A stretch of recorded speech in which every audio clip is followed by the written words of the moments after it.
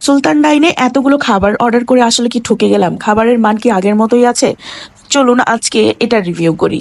আমরা ডক্টর দেখাতে গিয়েছিলাম আমার জন্য আসলে। তারপরে মনে হলো একটু খাবার খেয়ে যাই। সুলতান ডাইনের খাবারগুলো আগে অনেক বেশি পছন্দ ছিল।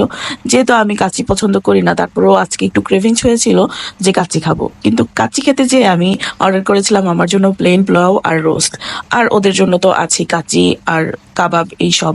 কিন্তু আমার হলো এই চিকেনটা মানে খেতে যেয়ে একদমই ভালো লাগেনি। মানে আমার কাছে পার্সোনালি মনে হয়েছে যে এই রোস্টটা একদমই খাওয়া যায় না। তো রোস্টের ব্যাপারটা আসলে কি বলি, মানে শুধু মসলা দিয়ে একটু কষিয়ে রেখে দিয়েছে। তাছাড়া মানে এর তো আহামরি কোনো কিছু স্বাদ নেই যে নেক্সট টাইম আবার ট্রাই করব। আমার মনে হয় সুলতান ডাইনের এই খাবারগুলো আর একটু আগের মতো একটু উন্নতি করা উচিত। প্রথম প্রথম কিন্তু সুলতান ডাইনের খাবারগুলো অসম্ভব স্বাদ ছিল, আর এখন খেতে গেলে মনে হয় ওয়েস্ট অফ মানি। সত্যি কথা বলতে সুলতান ডাইনে আর কখনো আসবো কিনা এটাই ভাববার বিষয়। আমার তো মনে হয় না আসাই উচিত, কারণ খাবারগুলোর স্বাদটা অনেকটা কমে গেছে আর কোয়ান্টিটিও অনেক কম।